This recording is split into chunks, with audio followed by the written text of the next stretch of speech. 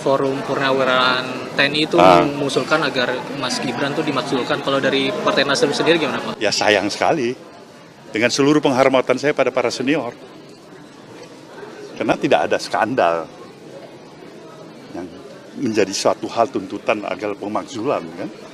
Ya kalau nggak ada, ini kan satu pasangan paket, kita telah menyelenggarakan pemilihan umum, pilpres, pileg, terpilih, mulai bekerja. Terlepas apakah itu ada output kinerjanya lemah, setengah lemah, kuat, itu masalah lain. Tapi meresolusi dengan memajulkan, menurut saya, sebetulnya izinkan saya harus menyatakan dengan segala penghormatan saya, kurang tepat. Wirawan TNI yang mendesak supaya Gibran. Nah itu tanya sama mereka. Secara hukum yang sudah terjadi itu konstitusional. Secara hukum ya. Bahwa di sana sini hukum itu ada bermacam-macam persepsi. Nah itu kita serahkan kepada penyelesaian secara hukum. Pak Prabowo kan sudah dipilih dan terpilih dan secara konstitusional sudah disahkan ya oleh KPU, Bawaslu sesuai dengan mekanisme undang-undang kita.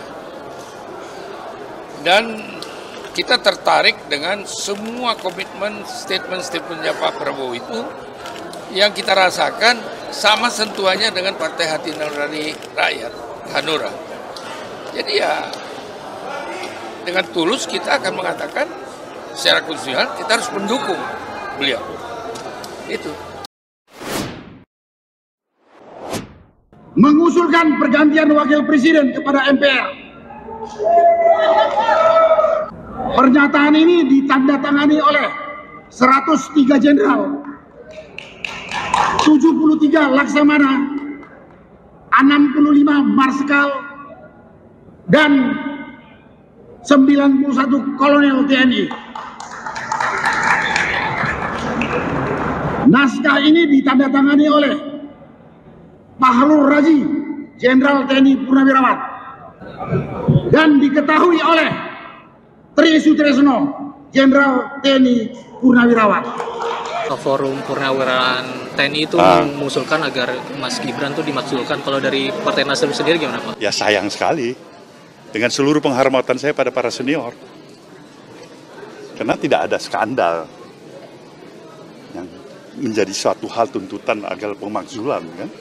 Ya kalau nggak ada, ini kan satu pasangan paket, kita telah menyelenggarakan pemilihan umum, pilpres, pileg, terpilih, mulai bekerja. Terlepas apakah itu ada output kinerjanya lemah, setengah lemah, kuat, itu masalah lain.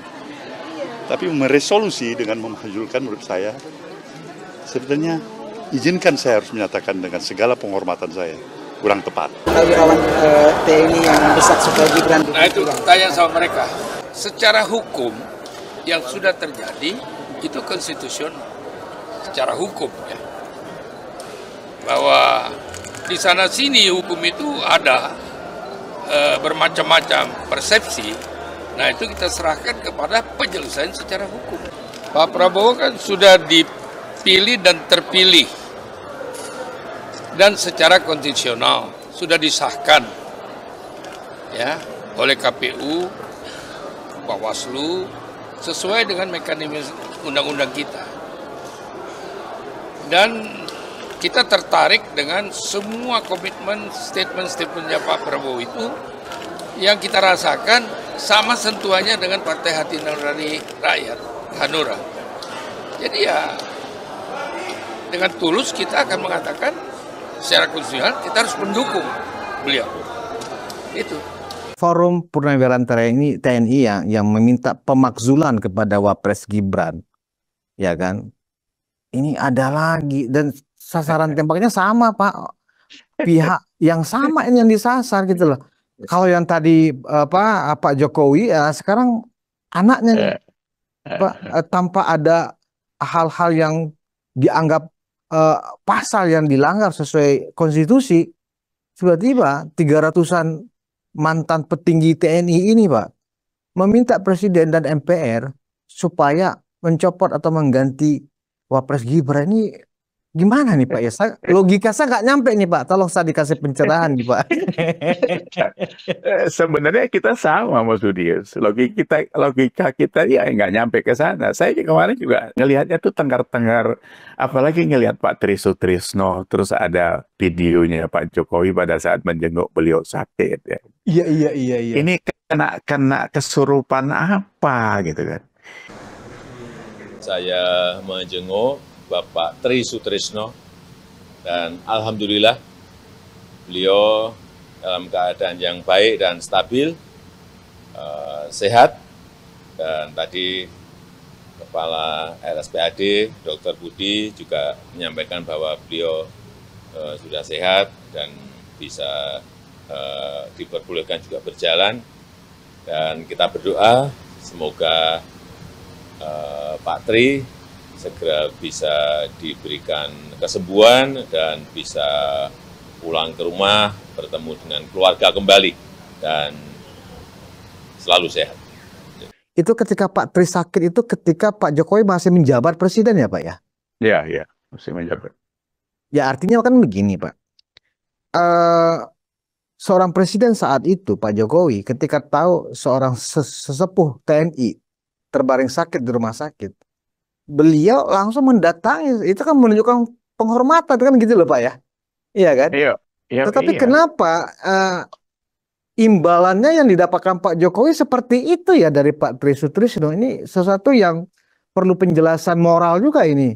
Nah, atas nama perbedaan politika atau sakit hati politika, apa kemudian ujuk-ujuk juga langsung melakukan tindakan yang seperti menusuk dari belakang seperti ini kepada Pak Jokowi lewat lewat Mas Gibran ini kan sesuatu yang saya pikir merusak apa ya?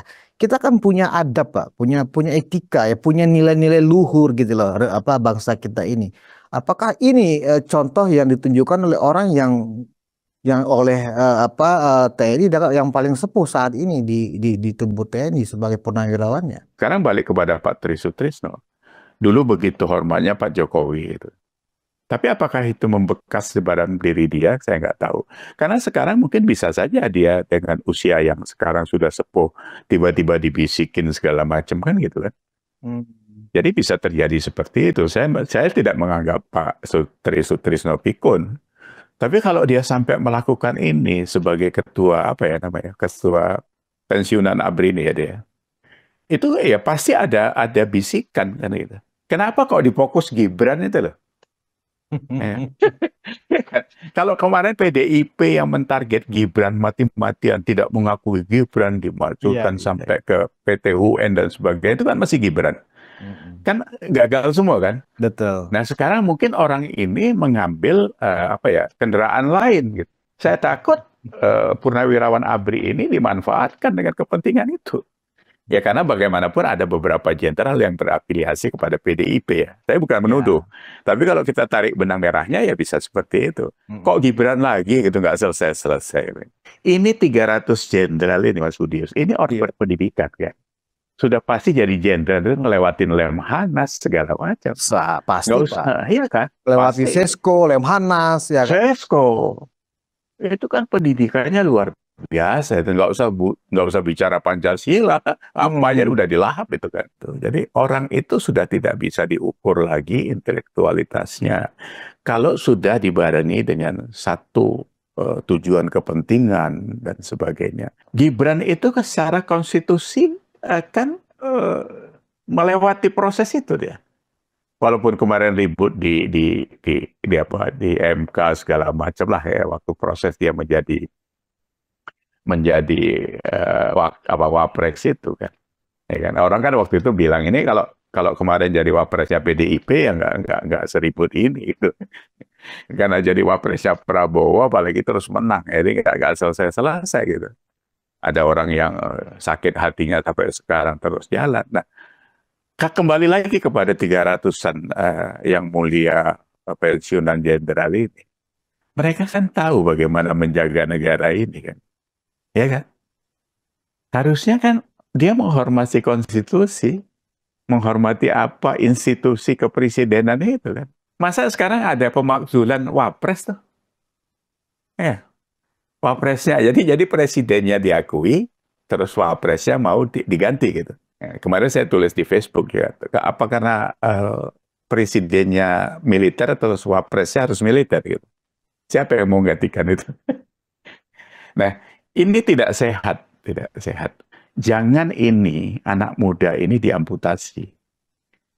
Ini kan anak milenial, Gen Z, Gen Y ke depan ini yang akan berkontribusi terhadap kelanjutan negara ini. Kalau kita bicara 300 jenderal, itu kan baby boomer semua kan. Umurnya kan seumuran saya semua itu.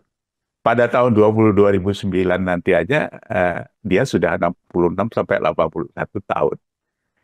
Tahun 2035 71 sampai 91 tahun dan selanjutnya. Terus mau ngapain sih sebenarnya gitu? Mau berkontribusi apanya? Kalau punya pengalaman yang baik, harusnya itu yang disampaikan kepada anak-anak muda ini. Gibran 1 ini tidak cukup. Harus dicari Gibran-Gibran yang lain untuk mempersiapkan generasi ini meneruskan supaya Indonesia ini akan lebih baik. Sudah dicanangkan 2045 sebagai Indonesia emas. Nah, harusnya kan dari sekarang itu disiapkan. Jadi semua orang harus berkontribusi ke sana.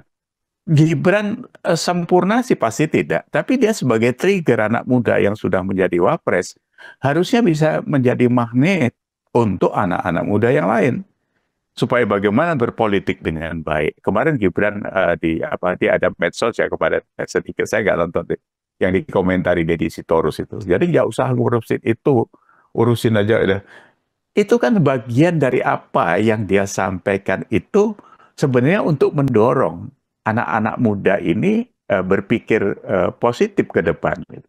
Kalau saya lihat langkahnya Gibran itu kan ya, saya bukan karena saya mendukung dia, tapi kalau kita lihat Solo dan sebagainya kan ada rekam jejaknya deh itu kan.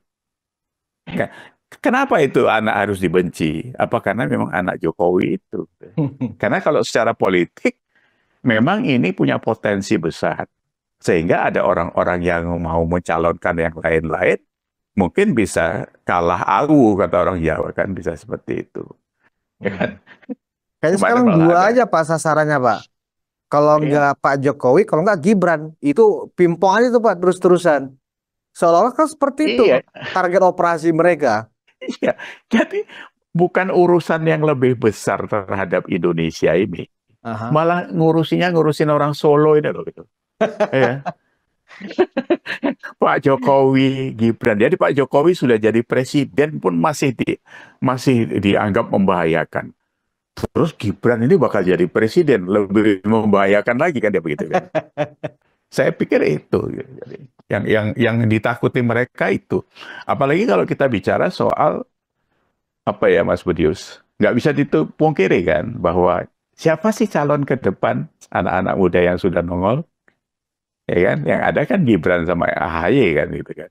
Ya. Yang bersaing di atas. Kalau misalnya ditarik garis seperti itu, banyak sekali spekulasi, analisa yang bisa kita sajikan juga Pak Iyas. SBY kan juga purnawirawan TNI bintang 4 juga. Kan gitu lah Pak. Nah ini kan forum 300-an TNI bisa ditarik kan garisnya. Oh jangan-jangan begini, jangan-jangan begini. Nah akhirnya apa? Memunculkan spekulasi yang liar di tengah masyarakat. Yang seperti Mas Budius tadi bilang itu sebenarnya di ranah-ranah bawah ya, itu sudah ada di dalam ranah cangkruan itu sudah dibahas tentang bagaimana mungkin AHY itu sudah dielus dari sekarang. Ya kan? Apalagi kalau ini bicara soal ini, mohon maaf ya, ranahnya ranah di pensiunan ABRI dan sebagainya. Bisa saja ini mau dijadiin jago kan gitu. Karena ini ada SBY. Pak Iyas melihat ada arah analisa ke situ nggak sih? Ini sebenarnya ini mencoba menenggelamkan Gibran dan pelan-pelan menaikkan AHY. Kan sama-sama dari keluarga dari keluarga besar TNI. Ada nggak sih Pak arah ke sana? Saya melihatnya ada. Ada ya? Oh. Ada. Karena bagaimanapun ya AHY bekas anak presiden kan. Iya, dan dari keluarga TNI ya, anak kolong ya istilahnya Pak ya. Anak kolong. Anak bekas presiden ini ada 3 sekarang. Iya. Gibran, Puan, sama AHY kan. Iya.